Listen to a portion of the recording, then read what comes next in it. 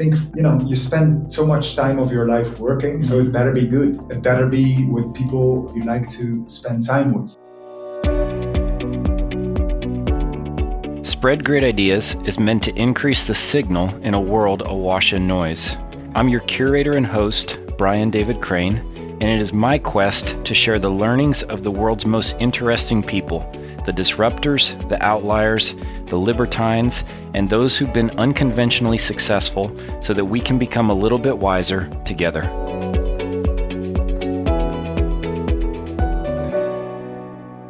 Please welcome my friend Janwillem to the show. He's the founder of Bright Horizon, which he started after visiting Medellin, Colombia. It's a great entrepreneurial story we're going to get into in the podcast. He's a long-term adventurer. Jokingly, I tell him that he's an underwear model because, in my opinion, he's the Dutch version of Tim Ferriss. And unlike Tim, though, Janwillem speaks 5 languages, so there's that. We're going to be jamming on lifestyle design, values alignment, esoteric personal growth, doing business cross borders, think the Caribbean and Latin America and the EU. And the most important question is, why do you do what you do? We're going to get into that. So Janwillem, great to have you. Let's get cracking. Cool. Yeah, nice, man. Thanks for having me on this podcast. It's an honor. Glad to do it, yeah. So explain to people what Bright Horizon is and how you started it.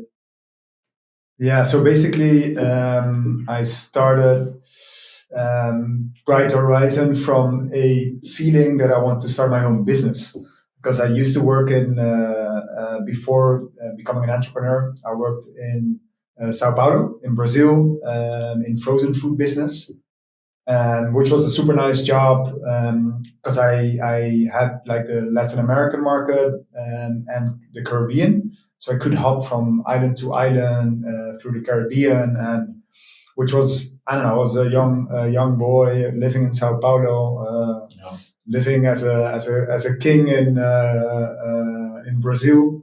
But something in me wanted to become my own captain.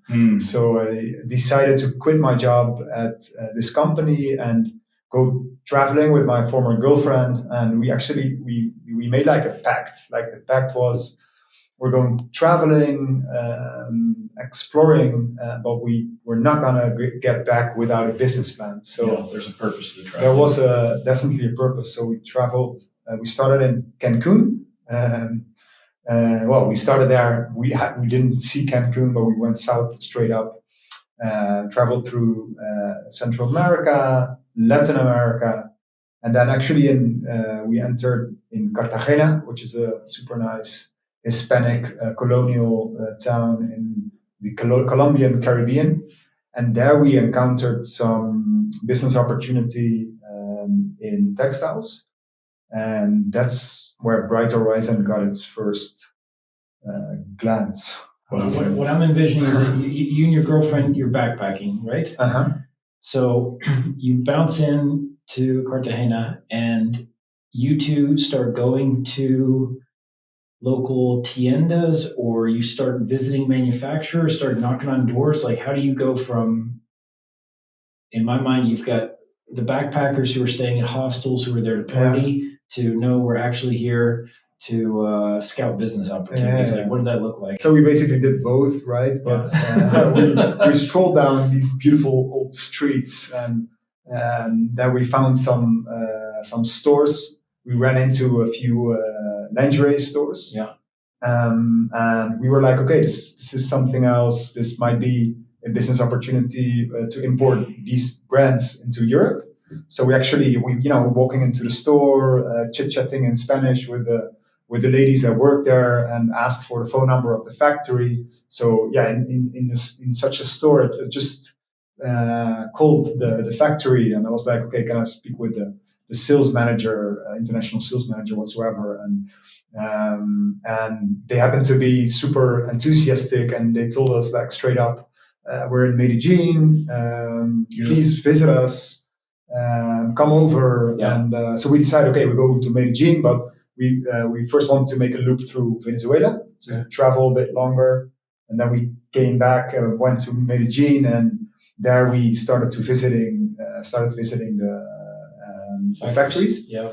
And and Medellin was turned out to be the Latin American capital of textiles, which we had no clue of. But so from there on, we also saw some nice men's underwear brands and started to talk with them. And we visited I don't know, probably like a dozen factories, and with the ones we had the best feeling with and that had the best conditions, we basically started working. So we decided to start with an import structure of lingerie and swimwear for women, of course. And then on the other side, we started a underwear online store.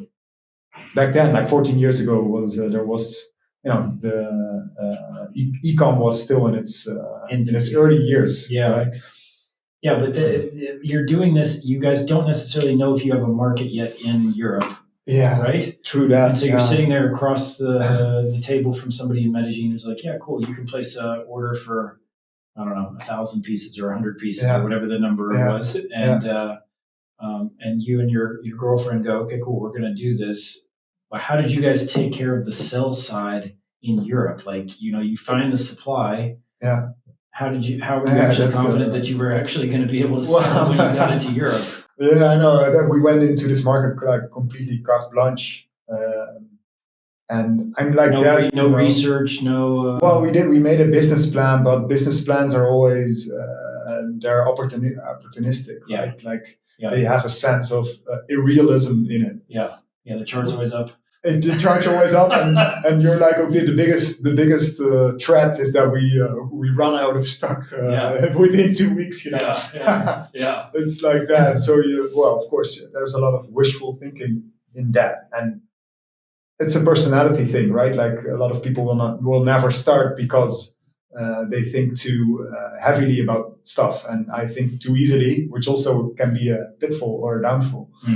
But in this case, it made me start, and I didn't have a backdoor. I mean, I went into this business and I always told either way it's gonna be successful, no matter what. And burning the bridges. Yeah, burn the bridges. Yeah, exactly. Yeah, keep that back door closed. Yeah, you cannot get out. There's no key to get out of it. And it was hard, and also the sales side was super hard. We started selling to lingerie stores in the Netherlands and in Belgium, and and we were on exhibitions, and we did a lot of work to become a bit popular. And but with the women's lingerie, it was a really difficult market. You told me before the show that there's a lot of different shapes. There's a lot, man, and especially North European women, they tend to have different sizes. There are so much types and varieties. Yeah. As for Colombian brands, they have less sizes and some more plastic as well, which makes it easier and less technical to create a nice bra. We completely underestimated how the difficulty of that market.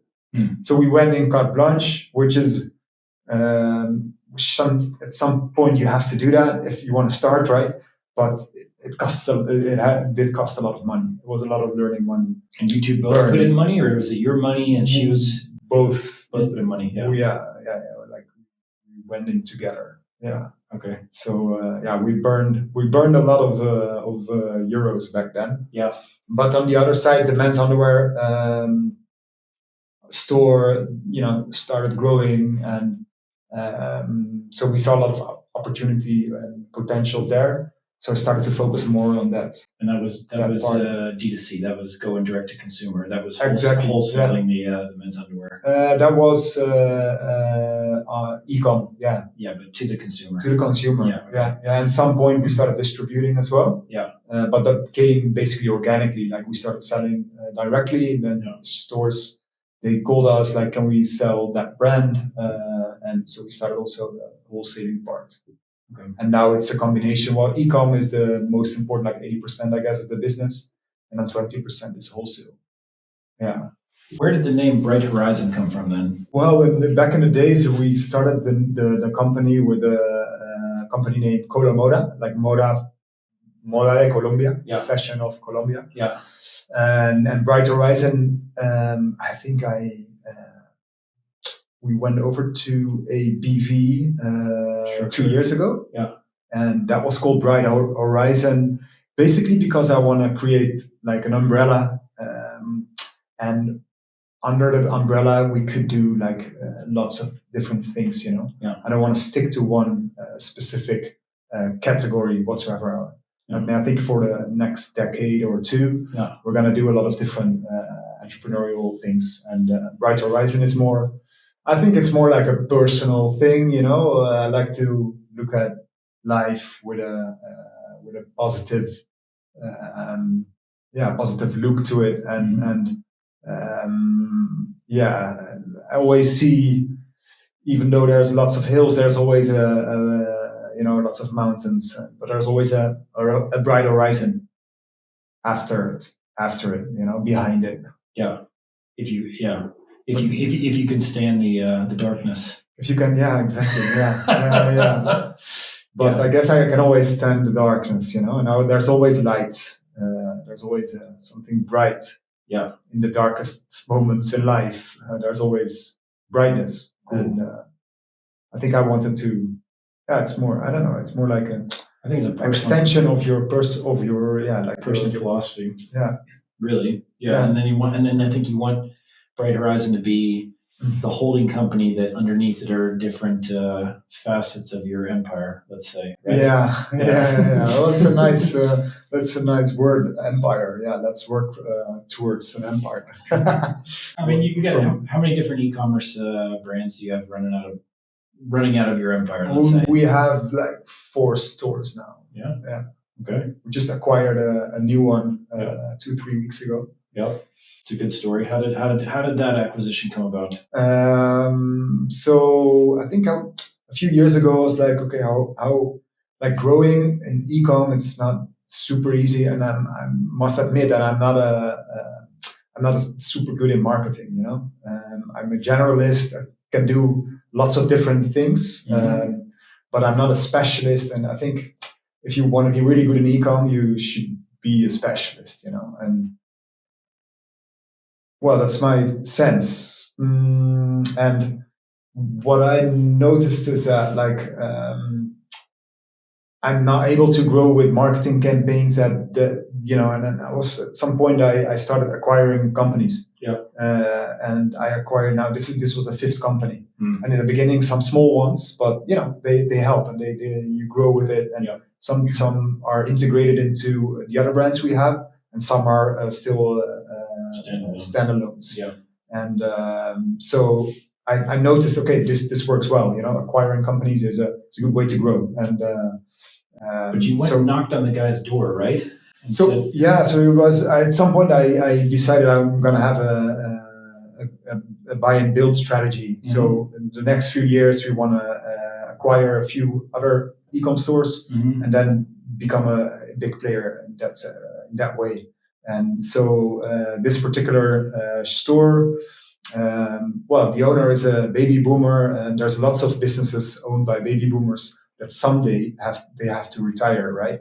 And I think the young people are always looking at starting a new business, and acquiring an existing business is not that popular, but I think there's lots of opportunities there. And so with this man, at some point I called him like, would you like to share a coffee? And we went for a coffee, and I told him that we're interested in acquiring companies or joint ventures whatsoever. And so we started talking, and I think after a year, 1.5 years, he called me back, and he said like, yeah, you make me think, and I would like to retire. So what do you need from me? And then we started to do diligence and all those things, and we got to an agreement about two weeks ago. So it's been quite a busy time. Yeah, I have to say. Well, I think that from a business perspective, the nice part was you're the only one at the table. He didn't call anybody else. True that. Or maybe he did. I don't know. But like you were the one. I don't think so. So and you came up with a deal that he was happy with and that you're happy with. Yeah, I guess. You guess that he's happy with it? I'm happy with it. I guess that he's happy. Yeah. Well, he agreed on it, so he's happy enough. He's probably happy. Yeah. But it's cool. I like the process of of starting to talk about it, and then being patient, and then at some point you have to to really want it, and then make it work. Are you actively looking? I know you. So you have an interest in where Latin America and the EU, or where Latin America and Europe meet, right? So let's say importing from Latin America or manufacturing in Latin America, and then bringing it into Europe as a destination or as a market. Are there other products, or are there other niches that you like that you're actively looking at? We I think like 1 or 2 years ago, we almost, me and two friends, we almost started a brand in tea made from waste products. Okay. So made from the cherry of the coffee, of the coffee fruit. There's a cherry around it. They throw it into nature. It's pollution basically. But this cherry is full of antioxidants, and it's a superfood, and will get into the market in the next few years. Nobody heard of it yet, but that's we really went deep into that. Also, so we wanted to create a tea brand made from waste. Actually, also the chocolate bean has a little cascara, like the shell around it. The shell around it, and which is also super nice to use for teas. But so we were looking into agricultural products. I went a few times to coffee plantations and chocolate plantations, mainly in Colombia, and I like it when things come from the earth. And also it's very easy to support the local farmers in a better way than they've been supported so far. So if you buy waste products, then instantly these guys can increase their turnover with 15 or 20%, which makes life so much. And that's more kind of something I have more feeling for, or more like a heart connection with, because you're actually selling something which comes from the earth or something. I don't know how to explain that, but it gives a different dimension to your business. So that's something I would at some point. I'm not sure if it's gonna be this, because we didn't start with it, because we did like we did like a research, tasting research, and basically we came out with a 6.5 as a grade, 6.5 out of 10, and people liked it, but people didn't really like it. And if people don't really like it, they're not really gonna buy it, And those were friends and family, and so they will. If you take away the fact that they know you and don't want to disappoint you too much, they will probably be a 5. 4 or 5. So for us, that really was a no-go, which was a pity, because I loved the product, but I'm not sure if it would have been a success. So that's also, I think, that those are parts of the entrepreneurial way, that you have to taste, you have to try, you have to investigate, and sometimes you have to say no. It's not easy. Right? But do you look at it and say, for instance, that part of your story that I know prior to the podcast is that you were living in Natal. I think you also were living in Natal, or you were also spending time in the northern part of Brazil, in addition to Sao Paulo. You did go to Colombia, but from what I know of you, your first love is really Brazil in Latin America. Yeah, true. True that. And so, do you look at it and go, I would really like to do a business in this country, and then you go look in that country for something that you can sell in Europe? That's not what happened with. That's not necessarily what happened with Bright Horizon, in the sense of like, you didn't lock in on Colombia initially because you hadn't been there prior to deciding you wanted to buy product and import from there. But nowadays, when you think about, okay, cool, like I want to go, I would really like to spend some more time in Brazil. And where I'm going with this question is that partially what I see with your business is lifestyle design and sort of an intentionality around I want to travel. I also want to do business, and I want to do both of them well. And so then you go, okay, cool, travel, business, doing both well. And I really want to travel to this place. So I really want to spend more time in Brazil. So I need to figure out what kind of business I can do. Yeah. I think So it then, works like that. yeah. And I don't, yeah, go ahead. Yeah, so I've been looking into, well, already 10 years ago, I was looking into possibilities in textiles in Brazil, Yeah. but they don't have the very good brands. So, but yes, I think, you spend so much time of your life working, so it better be good. It better be with people you like to spend time with. It better be with people that you respect. And I prefer to make less money with a factory where I have a good relationship with than to make a shitload of money with a company that I don't like.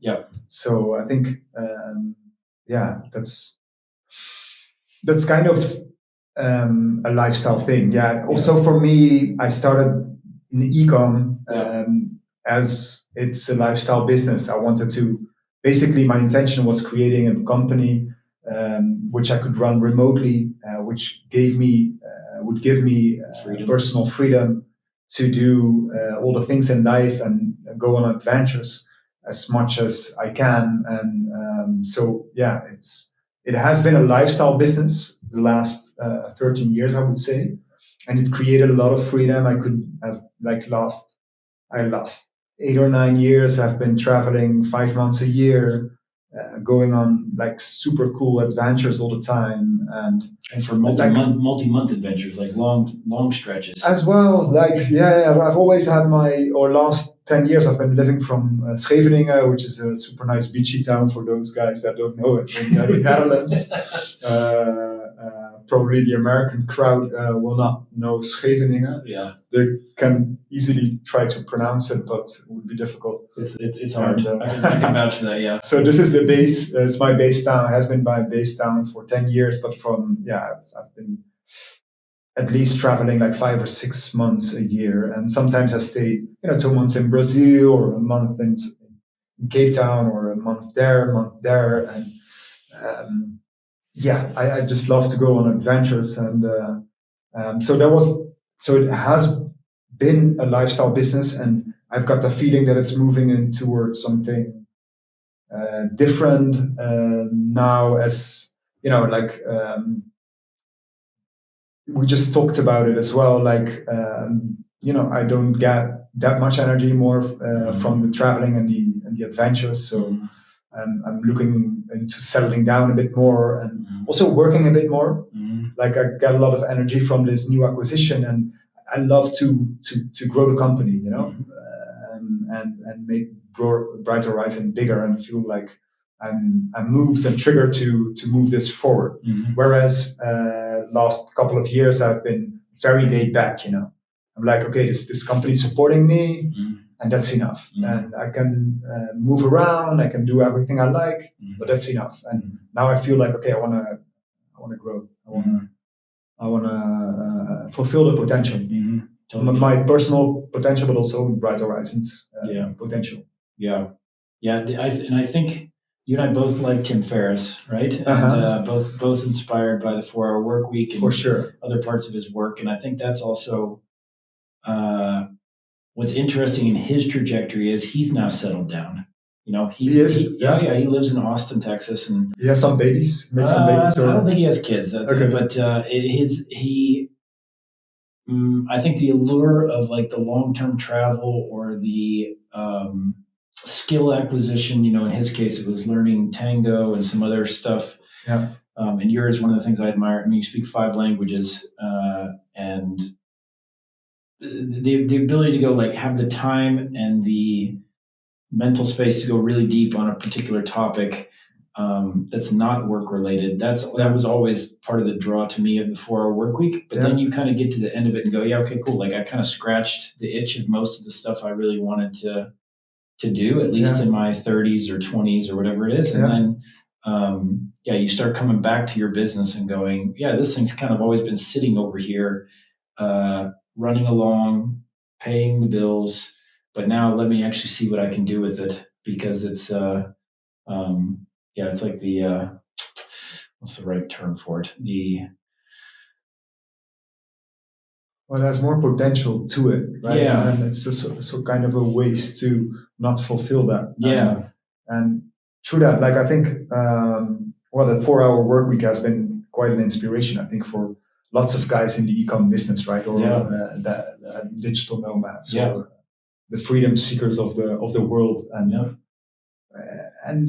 I think wealth is not about just about money. Wealth, creating wealth is about creating a healthy body, a healthy mind, healthy relationships, love, spending time with your family, with your friends, and also money and work.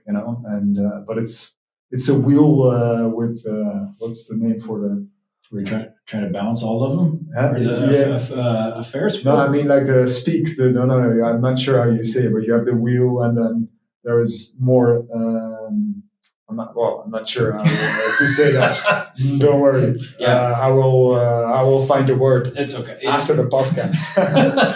No worries, but there's more to it than just money. You want to see. I think you come back and you go, I want to see what I can do with this business now. Yeah. More focusing on that. By focusing on it, and I think probably in your case, the fact that you have existing relationships, that these people, they like what you do, they've welcomed you into their, I don't know about their homes, but their lives and their work lives. For sure. I always stay with a supplier there. Crazy, staying there for however long I want to stay, for 1 week, 2 weeks. They're super super nice people, super welcoming. Yeah, it's very warm. But but I think it gives your life some more meaning, in the sense of, when you go to that factory and you sit there and you go, cool, if I can help sell more of this product, it means that these people they're going to have more money, because there's like, this business is going to do better. There's more of them who can be hired, or they get paid more. Like, that's a real motivator, I think that's the spark of the business, because sometimes it can, frankly speaking, it can be can feel a bit shallow. E-com, because you're just behind your computer.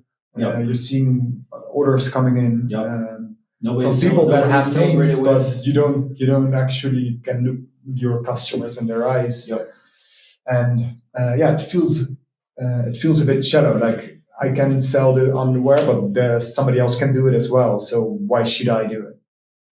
But through that, like, when I go to the factories, the communities that are based around the factories, and the way the factories we work with treat their people. That's for me one of the reasons that I'm still doing it. I think if it wasn't for that, I would have quit at some point. I would have sold it already. But I also feel kind of a responsibility, but also some kind of proudness to work with these people. And I like to see them having a good life, both the workers in the factories, as the owners, as the managers, as the entire the entire communities based around those factories. Who do you admire? Who do you admire in a business sense? Richard Branson. Yeah, for sure, because I think he's a great entrepreneur, and he's going on adventures all the time. I think this combination of being out there, going on adventures, learning about thyself, but also about others, and meanwhile building up super big companies. Is he? You want to have your own Necker Island? He has his own island. I don't know if you know that. I know. Okay, well, I don't aspire to have my own island, but it would be nice to keep on doing business and also always keep this playfulness Mm-hmm. in life. Whenever, even though it's really busy or I don't know, you're in the middle of another acquisition and it's super tense and lots of work that needs to be done. Yep. Always keep that playfulness around and always go on small adventures and go out to the gym. Or I like I remember like somebody asked him like what's the most important ingredient of your success, and he just said sports. Just that, because with sports you can let things go. You can and you get to create totally immersed in the game. Yeah, and also great ideas. They are they exist, or they are planned. You can plan the. I always try to, when I go and do sports. Sometimes I have a question and I don't have the answer yet, but I start running or going to the gym with a question, and I end up with the answer. It's you plant the seed, and then somewhere deep in the subconscious. Yeah, and then afterwards you get your plants, and I like that. I also like to do sports basically every day. It keeps me going, gives me the energy I need, and gets me going. Yeah. And what does a day look like for you? Like, let's say a work day. And I say work day because it's a day, doesn't necessarily need to fall in the work week. It's just more, a day that you're going to work. Right? Yeah. What does that typically look like? It would mainly starts with with going to the gym. Yeah. Most of the days I go to the gym straight. Well, I have one coffee, then go to the gym, go back, have some breakfast or not, have a shower, and then go to work. Okay. Most of the time I'm having lunch or coffee with a friend or somebody in my network. And you bike. I mean, you're biking from your house to here where we're doing the interview, and I think that aren't you also meditating in the morning sometimes? Yeah. Also, when I'm not going to the gym, I normally would meditate. Yeah. But now I'm living with my girlfriend for a few months. Yeah. And the house is a bit too small, So when I used to live alone, it was very easy to. Every morning I started with a meditation of 15 minutes or something, which really helps me to, I don't know, to start my day mentally in the right place. Mentally, yeah, exactly. Zoomed out and also very content. So it really helped me. And is this like a gratitude practice? I think it's an expression of the inner world get expressed in the outer world, and the inner world is very good, but sometimes you have to close your eyes to feel that goodness, and then in the meditation it comes out. Okay. So I think I get into the meditation with a certain feeling, and I go out more zoomed out or more happy. So it makes the day better. Yeah. Okay. And when did you start doing this? A couple of years ago, probably like 6, 7 years. I think like when in the beginning of my 30s, I started meditating with guiding meditations. And I already noticed like, okay, this is working for me. It helps me. And then at some point I did a Vipassana for 7 days in Portugal. And since then, it was like 5 years ago, I guess. And it was a super nice experience. And afterwards, I didn't stop meditating. Like I did it every day, basically. And just in silence. Like before that, I would do like the guided meditations. But if you do like Vipassana, you meditate probably like 8 hours a day, and you really learn to sit in silence. And one gets to value the silence. And, externally and internally. Yeah. Let's say, Yeah. You don't need that guiding. So that's, I prefer it. Sometimes if you have 5 minutes, 5 minutes can be enough to reset yourself, and then sometimes a guiding meditation is better, more effectively. But for me, like just sitting in silence is it's more peaceful. I get it. Yeah. Are you doing this also when you're traveling? I always try to keep the routine while traveling. Doesn't necessarily have to be meditating, but it needs to be some kind of, or meditation or sports or. But first thing in the morning, basically before. Yeah, most of the time. Yeah, Yeah. wherever I'm traveling, I always try to go to hit the gym, or I always have my running shoes with me, Yeah. go running or doing some hit training Yeah. whatsoever. But I always keep on going. Yeah. I like it. I also need it, because life for me, life's better when you created the dopamine. You create the serotonin, dopamine, Yourself. It makes the day better. Yeah. Don't you think? Yeah. How much sports do you do? Like, is it a daily thing for you, or? Well, I was, as you were saying this, I was thinking back to you and I both have a mutual affinity for Cape Town, and one of the things I loved in South Africa was the light in the mornings. There's something special about that light in South Africa. And I would get up and I would go for a run into Table Mountain in the national park. Yeah, and cool. Where were you? Yeah, we were in Camps Bay. Okay, Camps Bay. Yeah, that's amazing. Yeah. And man, it's lovely. It's super nice. Like, it was such a nice way to start the day. Yeah. I wouldn't have a coffee beforehand, but like I basically get up, have a bit of water, and get out the door. Yeah. No phone, no, like, it's just my own time. Yeah. And I would also always come back. Same thing when we were in Dominican Republic this past winter. It was just such a nice way to start the day, especially getting up in time for maybe not sunrise, but at least before other people are up. Yeah. It felt like I was. Like it was meditative in the sense of it set me in a very good mental place. Yeah, and especially with those views. Like, I've been staying in Camps Bay as well, and it's amazing. The national park there, you can walk up all the way and get onto the Table Mountain. It's incredible. The views are amazing. Yeah, it's a beautiful city. But even, I mean, just I think it's just it's the same wiring of. As I've gotten older, that I don't want to immediately get up and get onto the phone. I think it's like such a bad habit, so I intentionally don't.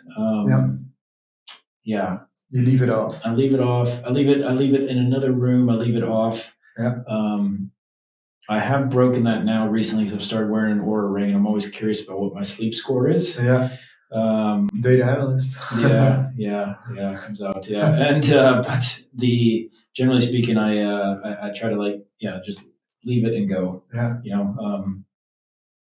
It's the best, right? Yeah, you don't want to. I don't know. Somehow, even though the messages are positive and nice, it still gives me some kind of an anxious feeling. Yeah, because in the morning. Yeah, I'm not ready for it. No.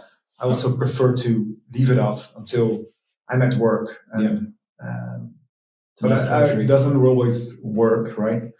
But it's better to go less with phone, and especially in the mornings. Yeah, try to trim it back. Yeah. So why do you think it is that you care about personal freedom or personal sovereignty? Like, is it something? And why I say that is, you grew up in the south, in the southern part of the Netherlands. Yeah. And I often joke, my wife is Dutch, I often joke about the total addressable market of the Netherlands or Benelux is only about 18 to 20 million people as far as Dutch speakers go. And I am including the Flemish in that. So what the Dutch seem to do is they learn another language, they go build businesses that serve the wider world. Mm-hmm. Everybody, like, the Netherlands is the number one country in the world for English as a spoken language, as a second language. Yeah. Even more so than Singapore, where it's an official language of Singapore. The Dutch test the natives in Singapore with English. So, anyways, the point I'm making is that what was your what was your entrepreneurial journey in the sense of the push for personal freedom? Like, why is it that you cared about that? Yeah, it's I'm thinking out loud. Yeah. I remember when I was like 12, I started doing windsurfing, and we had like a local windsurf club at the Beekse Bergen. Yeah. You know, there's like a safari. Seen it. Beekse Mountains in English. It's a very small lake, and there is like a safari park around it with lions and all kinds of savanna animals. Here in the Netherlands? Yeah, it's close to Tilburg actually. Okay. And I went there since I was 12. I went windsurfing there. So during my high school, I spent like most of my days at the windsurf club, and I didn't go home and play video games. I always went there, even though there was no wind. We had a boat. We drove the boat. We went mountain biking. Yeah. We had like a beach volleyball there, and played a lot of sports. And when there was wind, we were windsurfing. And there was a bar. I was behind the bar from like 12 or 13 years old. Yeah. I was tapping beers for the club members. Yeah. And it was a different era, right? Like nowadays they have rules and regulations, and you have to be at least 18 to serve somebody's beer. And I was 12, 13, and I went in there, and they were all like older blokes, all like probably like 6, 8 years, 10 years older, and they became my friends. And it was a very free. Everybody was older. But where was it all men? Most of them. Yeah, there were some girls, but sporadically they visited. So it was mainly men. And I think there it was a super free and beautiful era, I would say. Like, so I think that triggered me. And also, my uncle, the brother of my mother, he always came back when I was when I was like 8 or 9. He always came back with pictures of he went on a safari in Tanzania, or he went to Volcano Lake in Ecuador, or he went to China or Colombia or Brazil, and he always came back with pictures and and tell you the stories. And he told me the stories, and he showed me pictures of pumas and lions, and I think I was super intrigued by that. So I think that has been a trigger. And also my grandfather was sailing on a boat going to the east and to the west. So he was on a boat, and he always came back with pictures of Rio de Janeiro in the 50s. Or he has I think he had an adventurous spirit. Yeah. So he was going around like the Cape of Good Hope and going to the Dutch East Indies, or what? Yeah, he went to the Indies, into South America, and amazing. I think that also triggered me. Yeah. And I don't know. I was always different in that sense. I always wanted to go on adventures, to go surfing, and have personal freedom. And well, you're one of 3, right? Yeah. Yeah. What about your siblings? Are they also entrepreneurs? My brother is a nuclear scientist, specialist. Okay. Not an entrepreneur. What's that? Not an entrepreneur. Not an entrepreneur. Yeah. He's a specialist. Yeah. I'm a generalist. He's a specialist. So we're completely opposites in that sense. And my sister is in PR and communication. Okay. So we're completely different in that sense. Yeah. Yeah. So I'm not. I think also my father. He told me about my grandfather. So his father. Yeah. He was a sailor. He was a farmer, but also very entrepreneurial. Always talking to the people in the village they lived, and he was very out there and outgoing, and so I think some genes are coming from him as well. So it's a mixture, I would say, of some nature, and and also some the nurture in sense of the windsurf club and the people around me that went on voyages before me, and there were some people already going on traveling after high school, and they inspired me, and also went traveling. Like the moment I was 18, I flew out, and then back in the days I was the only one from the high school that went on a voyage.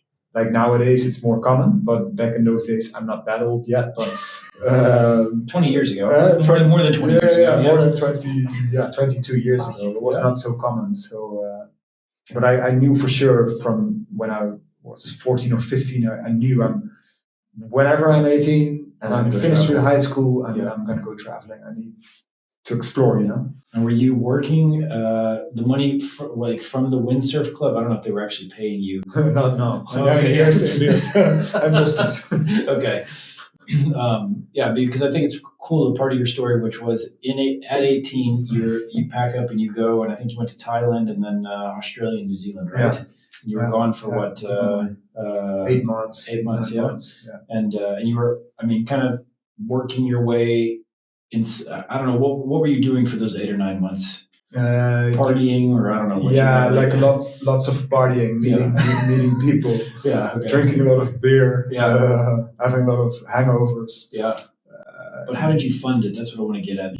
Basically, I always worked when I was in high school. Yeah. I worked besides that I started up with 11 working. Cleaning dishes in a restaurant. So I've been always, because I needed to fund my surfboard. Yeah. So there was a shitload of money you had to put on the table to be able to afford it. So I remember I worked for a year cleaning dishes, and then I could pay half of the board because the other half my brother would pay. So, it's quite an effort. It's also, I think, very nice, right? To really work for a long time to be able to afford one thing. It makes it very high value, right? Like, and I've always been working besides going to high school. So I funded with that, and before I turned 18, I had a few months off between the travel and high school. Yeah. And I had 5 months, and I worked for a moving company, moving furnitures. And that was good money. Saving money, yeah. Saving money, yeah. Living with my parents, and I made, I'm not sure how much I made, but it was enough to fund 6 months of traveling. And I worked in Australia. I did a lot of fruit picking there for a few months, which was amazing. It was a great experience. But you didn't go back to Australia and do more fruit picking after? No, it wasn't enough. Yeah, it wasn't. Enough is enough. Yeah. Then you come back after this 8 months. You go to university, also down south, right? Yeah. And I do want to say one thing that it's something my wife points out. I think it's very nice in the Netherlands is that kids do work, generally speaking. It's something you don't see so much in Southern European countries, but you definitely see the kids work with a younger age. They're working here. Yeah, you see kids, in the grocery store. They'll be like, I see kids that are 14 or 15 that are stocking shelves. I think it's. I'm not sure. Is that uncommon in the south of Europe? Yeah, especially like if you go to they're more protected, right? If you go to a restaurant, you'll see a waiter in Spain or Italy he'll be in his 50s, and that's his profession. And you see less of that here, I would say. Because there it's actually a job. Yeah. And here it's a side job. Yeah. It's a means onto something else. Right? Yeah. It's you're either a student or. Mostly students work in hospitality in Holland. Yeah, but they start young too. And they start young. Yeah. I think I like it. I think it's like a nice Dutch virtue, let's say. Yeah. Anyways, side note: Brian's done talking. But then you come back and you go to school. You go to school in Tilburg, right? Yeah. And then the story, from what I remember, was after finishing there, at some point you were like, I want to go learn Spanish. You go down to Malaga. right? Yeah, And, true. Like I had the opportunity to go, instead of an internship, I could go and do a language course. mhm. So I studied international business and on the Hogeschool Fontis, which is like one level below university, Okay. basically. Okay. And but we could choose a language course. So I went to Malaga and had like a 4 months intensive course of Spanish. Yeah. And that broke a lot of doors. Meaning, like from there on, I've been always doing business with Latin American countries. Yeah. So and it's super nice to learn a new language. I really loved it. I've always been having something with languages from a young age. I always loved French in school.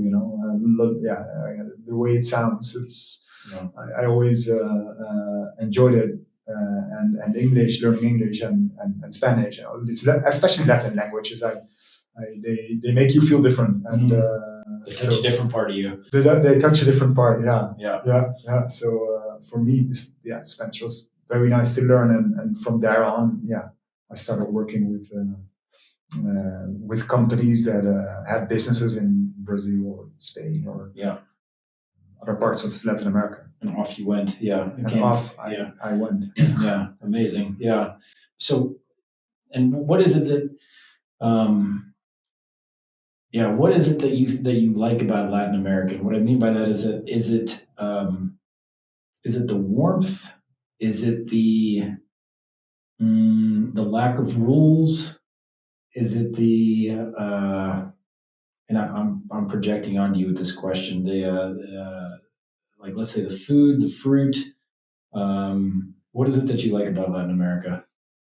Because I think we all have a first love in terms of like where we first traveled to. Yeah. That leaves a really deep impression. Yeah, but that didn't Australia, New Zealand. Those were my first countries, and the States as well, actually. Yeah. But they didn't leave an impression deep as Latin America did. Yeah, and I think it's the energy, I would say, generalized. There's a certain outgoing energy that resonates better with me than the energy that's in more Western countries. Yeah, English-speaking countries too. Yeah. So it's more spontaneous. It's more welcoming in general. It's more opening. There's more humor. There's less thresholds to talk with somebody. There's more movement, physical movement too.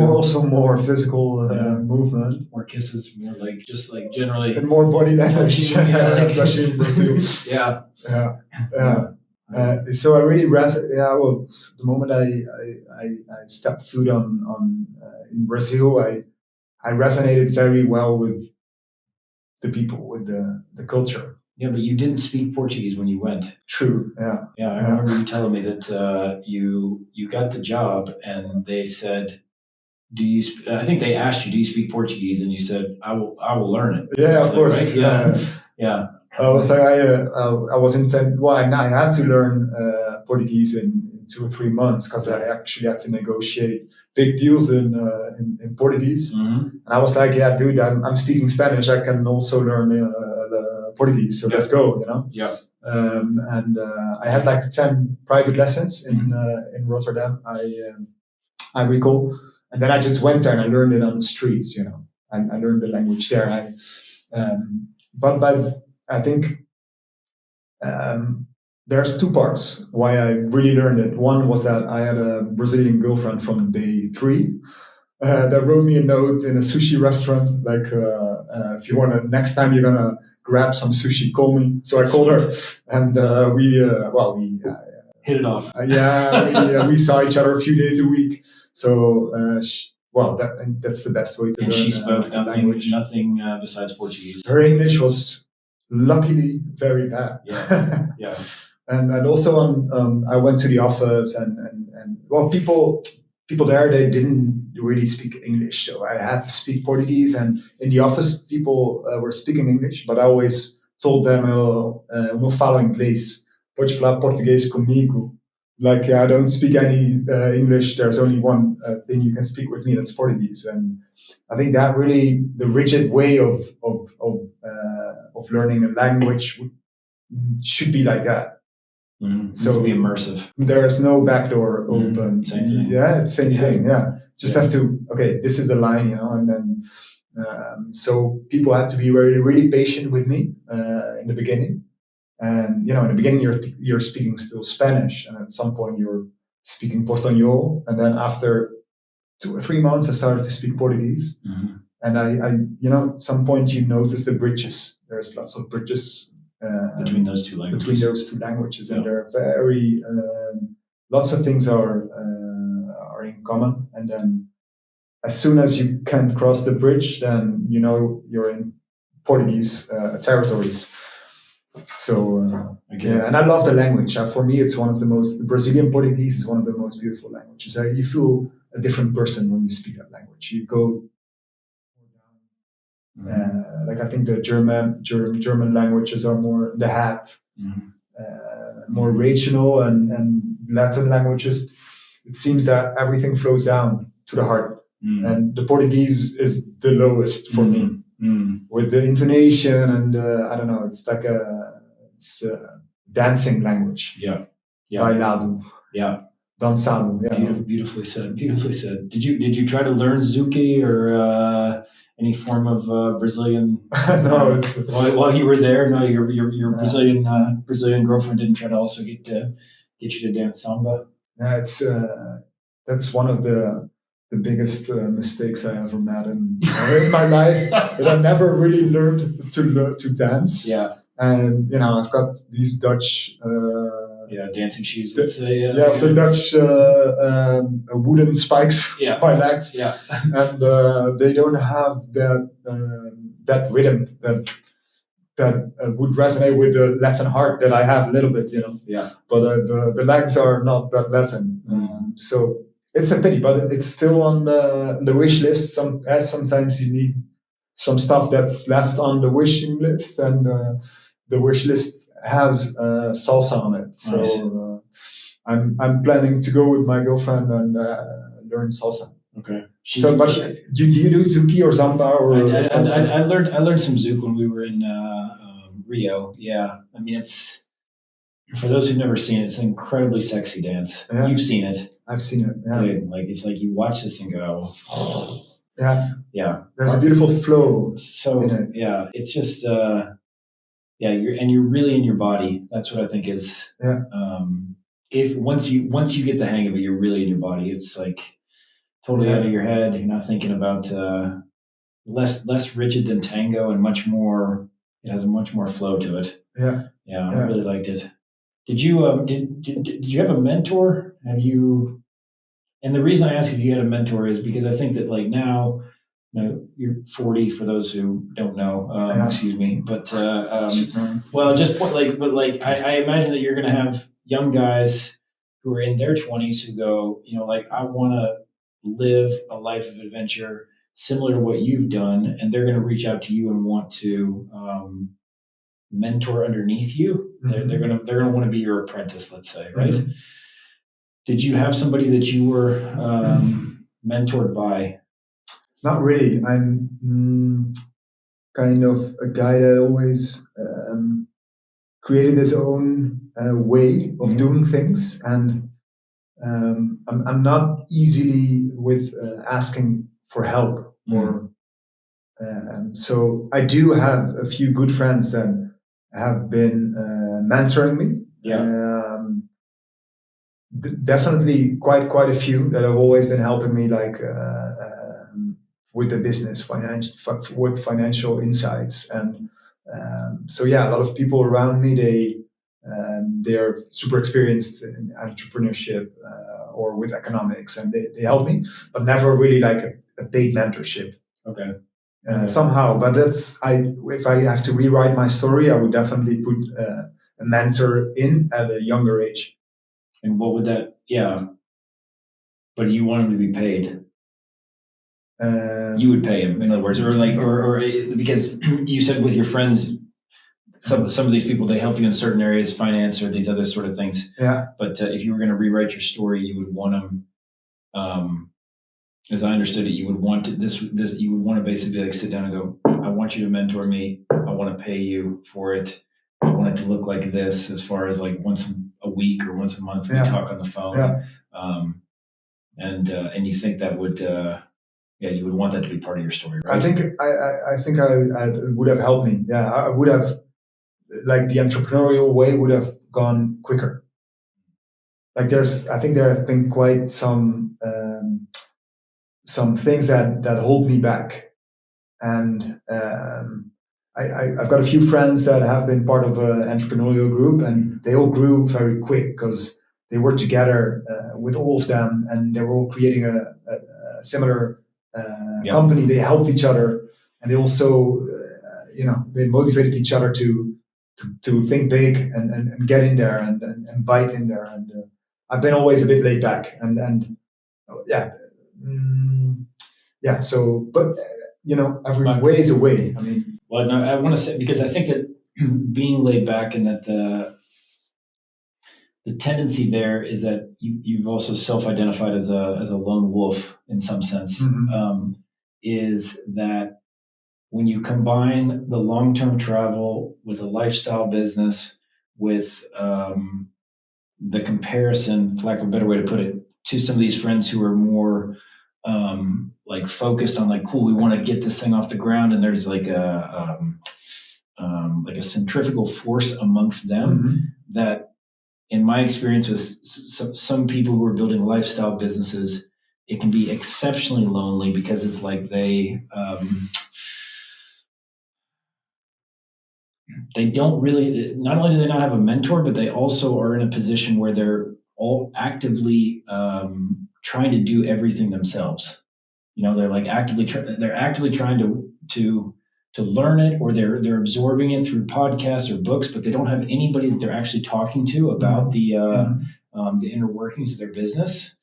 And if they do, it tends to be not very specific. So it'll basically be like, oh, cool, you're an ecom, I'm an ecom, let's say, as an example. But you don't get into the weeds and say, okay, cool, so what are you using for your ecom platform? And have you ever hired a developer who's helped you with this? And what have you done in the sense of, with your merchant processing? And what have you done in the sense of for your fulfillment? And what do you do with, like, you need to get into this, like, very nitty gritty sometimes. Yeah. And that without somebody who has served as a mentor, who has done those kind of things in the past, like you do, in my experience, I spend a lot of time like doing this until I can find somebody who I go, this person's actually done, maybe not exactly, but close enough that they can speak from experience about what they did or didn't do that worked. That I'm like, I want to, like, get onto them. Yeah. So the question in all that is, do you have people that are coming to you that want to, like, apprentice underneath you? They want to, like, they see what you're doing on Instagram. They're like, cool, I want to live like this guy's living. They DM you, or no? Not that much. Really? No. Yeah. Okay. And I would love to mentor, though. I like that.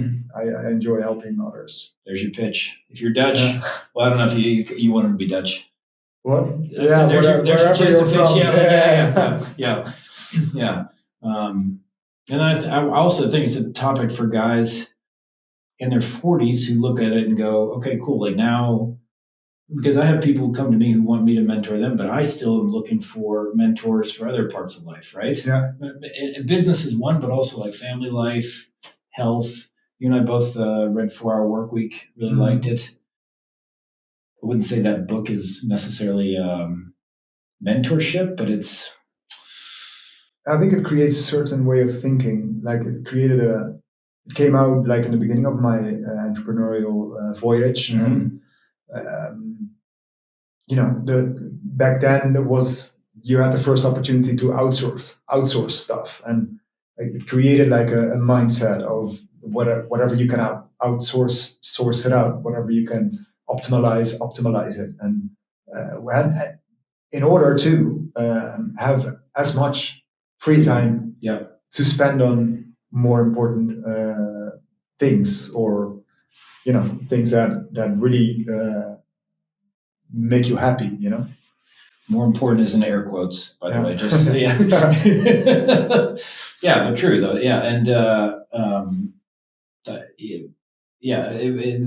I don't know. The thing for me from 4 Hour Workweek that was so impactful was that the internet was this leveling of a playing field, and that what Tim was doing, it was very data based. So he basically made decisions based around what the data told him to do. Yeah. That I thought was, when I read it, I was like, okay, cool. Like this, I can do this, and it also actually makes sense. It's not esoteric. It's like you test a name, you see what people click on. It's what you did with the coffee flowers. Yeah. You took it, you tested it with friends and family. 6.5. We're not going to do this, right? Stop there. But it needs to be data based, right?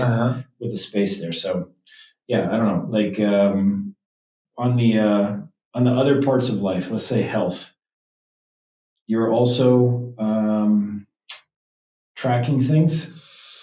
Not so much, going with to the be flow. honest. Yeah, I think I used to, like a few years, I've been, building up some muscle and losing some fat. And at some point, I think you have to measure. Well, if it's important for you, right? At some point, you have to measure in order to intuitively feel what's the right amount and what's not. Like, I mean, in terms of proteins, if you've never measured, you have no idea how much proteins you eat a day, right? But after measuring, for me, a few, like let's say 2 times or 3 times, 3 or 4 months, now I know, like now I can eat all day, and then at the end of the day, I know that I had enough or not. Yeah. And so it's nice. I think it's nice to go to move from data analysis towards intuitively. And that's why I just did like in the gym a kind of 6 weeks sprint. Yeah, or like same exercises every day, like an exercise 6-week plan, right? Yeah. But now I moved into intuitively going to the gym again, doing full body, and then I just walk into the gym, and then I think, today I'm gonna do squats, I'm gonna do that deadlift, I'm gonna do this, that, but more intuitively. And I don't know, it suits me better than following a plan. I don't really go well on following the plan. For too long. Too long, yeah. And I like to, just go and then see whatever feels right, or what muscle you think is too sore, and go for another one. And like, I think with too much data, it fogs up your intuition. You understand what I mean? Yeah. Well, you start to doubt the inner voice, let's say. Exactly. Yeah. Something it's like, okay, some people, sometimes you're looking at your phone, like, okay, what's the temperature? And looking at your phone instead of going outside and feel, right? Yeah.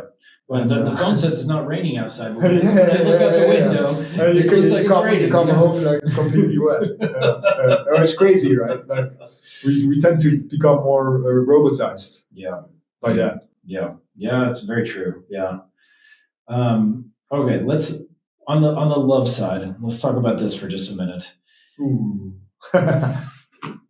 Well, a lot of your life or journeys are, at least when you were originally backpacking in Latin America, and also learning Portuguese. They're tied up in some relationships, right?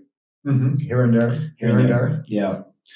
Yeah. Do you ever get the question of you're 40 and still single? Although you're not single, you have a girlfriend now. Yeah. But you're 40. You're 40 and never married. Do Do people ask you that question? Of course, yeah. So I had a long relationship until I was 30, like 6 years, and then from 30 to 40, I've been single for the majority of the time. And of course, you get those questions. Yeah. And how do you handle them? I think it has to do to your personality, your personality type, not making too much concessions, being patient, always have a bright horizon in your mind. Right? Like Mm, yeah. So You don't want to settle, basically. I don't want to settle. No. Yeah. And I always, that's not always good, but you always have this, this bright horizon in your mind. Mhm. You always think like, okay, this is not working out, and I'm not settling for this. We're moving on because there is a brighter horizon on the horizon. And it's not always healthy, I would say, right? Like it's also, but I think for me, my first big love and was quite intense, and afterwards, it took me a very long time to really become one again. Yeah. And yeah, afterwards I've been comparing quite a lot, and we had something really, really strong, and afterwards nothing could compete with that whatsoever, and that's I think had more impact on me than at that time I would expect. Mm-hmm. What you appreciated, maybe, yeah. Yeah, appreciated it as well as seeing that it also had a very big impact on me and my patterns. And what I meant was you did at the time you didn't appreciate how big of an impact it had on you. Not that you didn't appreciate the relationship, is that you look back on it and go, wow, this was a seminal moment or a seminal part of my life, and I didn't necessarily know it at the time.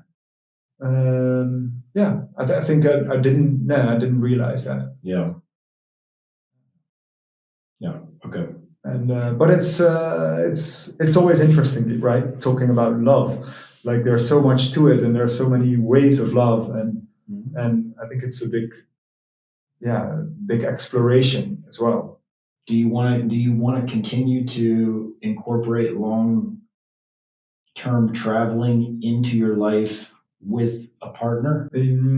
Preferably, yes. Yeah. Like my girlfriend, she's super adventurous, and she's open for anything when it comes to adventures and going on also going traveling with kids. Mm-hmm. I think it's amazing to go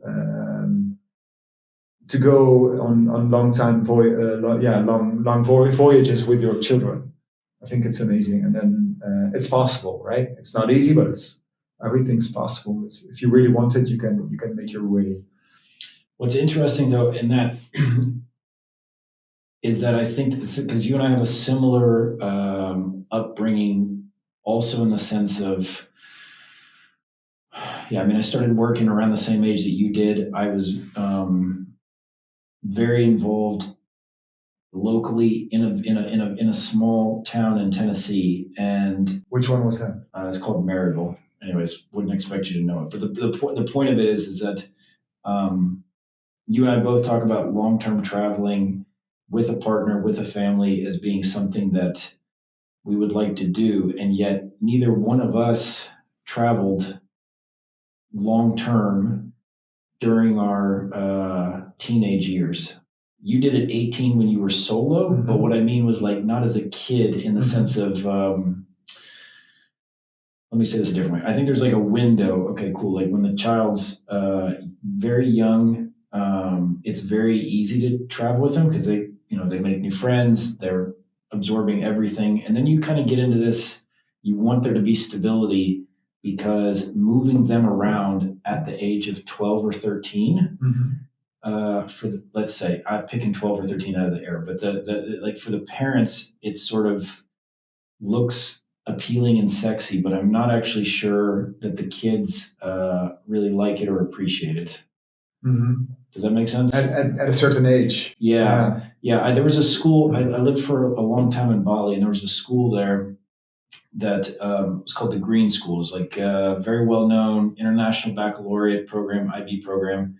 But the kids who came there, they always were there for 1 year or 2 years, and then the parents would move and go elsewhere. And there was a sense in talking with the teachers, because I knew a couple of the teachers who were there, who always said that these were like what they called third culture kids. They Mhm. didn't have a place that they really identified with. Okay. And was that a good thing or a It bad was not thing? a good thing. No? Yeah, the kids really didn't like it. Because they weren't grounded that much by that? Or? Yeah, they didn't really have like a sense of where they came from. Okay. Yeah. And I don't know how to square that because I think that, yeah, it's really nice to introduce kids to travel and introduce kids to, but there's like also needs to be a certain point when you go, okay, cool, like you're just not going to do it for a period of years, Yeah. right? Would you do it with your children? I would do it now. We do it now, but I Yeah. think at some point, I think we're going to stop because the downsides are such. Like I think obviously going for trips for sure, but I mean more like legit up taking your family and moving them to somewhere else Yeah. for a year. I don't know. Yeah. Until what age do you think it's? I think until about 12. I think like you get to okay. like, yeah. Because then it starts to get vulnerable, I guess, for teenagers, right? Yeah. And it's really so impactful, and it can change the outcome of a life. Yeah.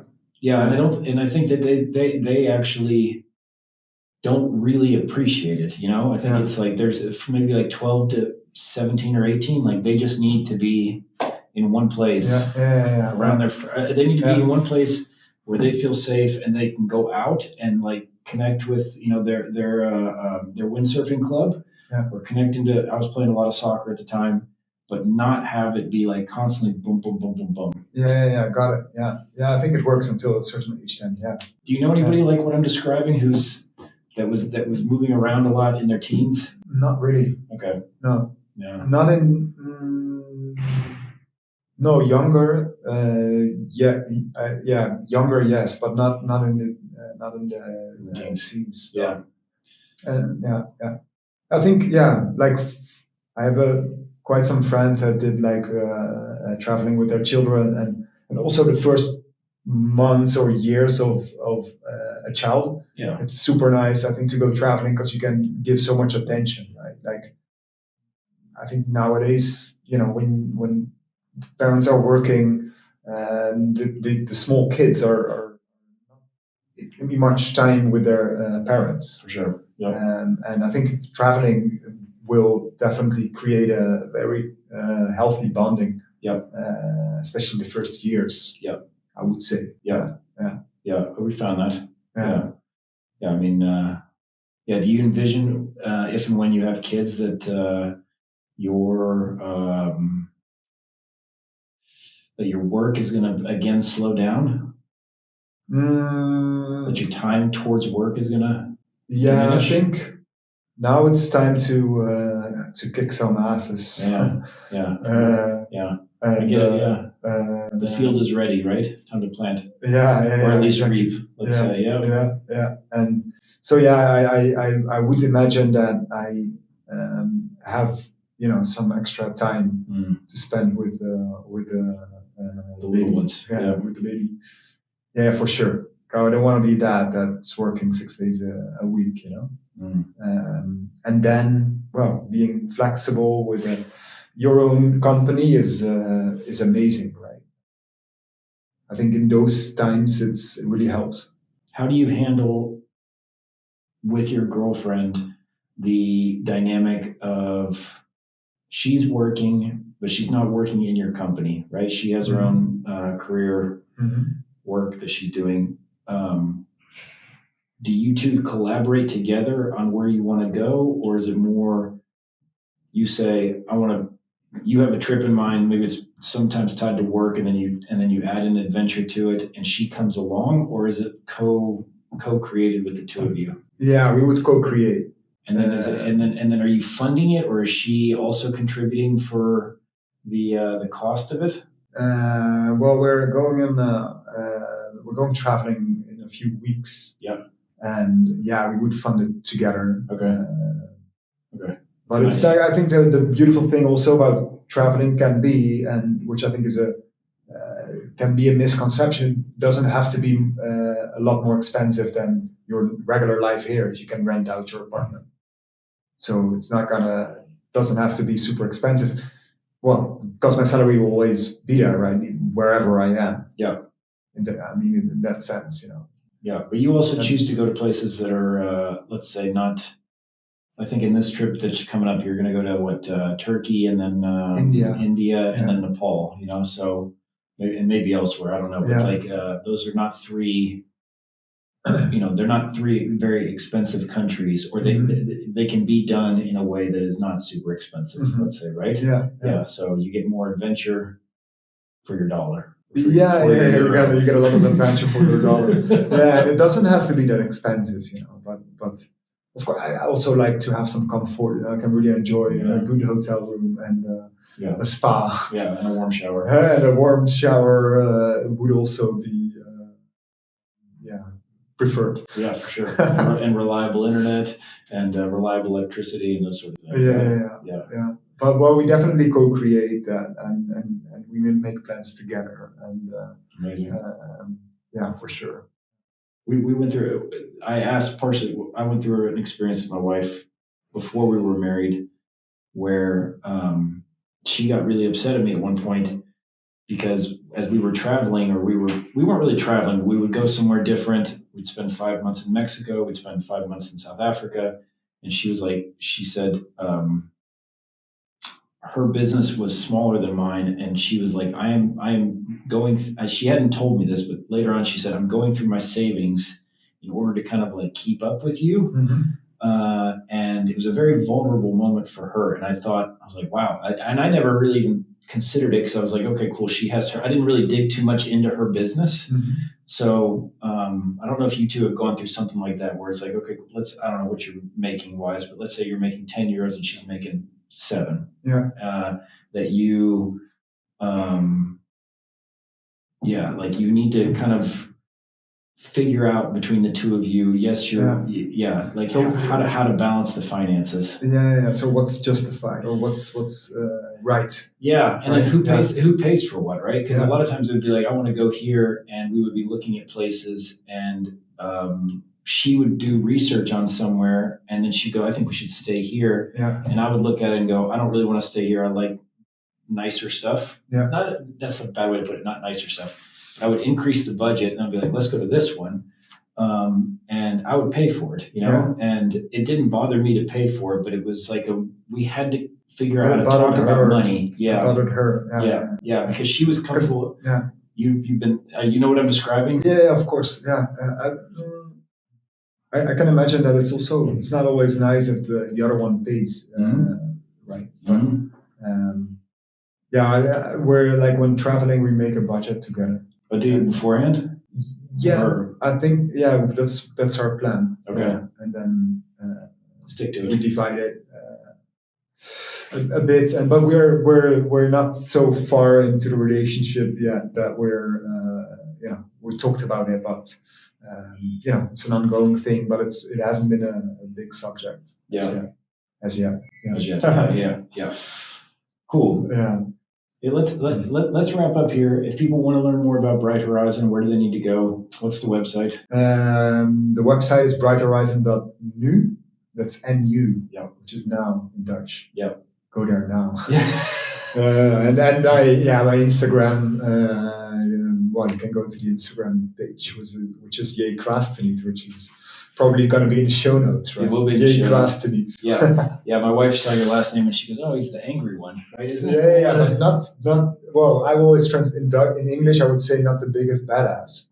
That's our translation. Really? It's not the angriest one, but it's not. It doesn't translate that well. It means like not the angriest one. For your last name, just so people understand, like that's what that. Say your full name and then explain the last name. Janwillem de Kwaasteniet. And the last name means actually like not the angriest one, not the biggest badass. Okay. Freely translated. Okay. Or en español, hombre no tan malo. Oh. Yeah. Okay. Got it. That's. It's a nice way to put it. Hombre no tan malo. That's the nicest translation. That sounds good, right? It sounds better than. I think it's a cool last name. Yeah. Hombre no tan malo. Cool. thank you for coming on, Janwillem. Yeah, thank you very much, man. It has appreciate been a very, very cool conversation. I really enjoyed it. Great. Thanks. Thanks, Brian. All right. Cheers. Hi again, folks. If you enjoyed the show, I've got a favor to ask. Would you mind leaving a positive review on iTunes, Spotify, or whichever platform you've been listening to this podcast on? Every one of those helps. If you didn't like the show, or if you've got feedback about it, let me know via the contact form on spreadgreatideas.org. I'd like to hear from you as far as what can be done to improve. So again, if you enjoyed the show, then please help out by spreading the word. And if you didn't, let me know how to improve it. Thanks a lot for your attention, and I hope you'll check out the next one. Thank you.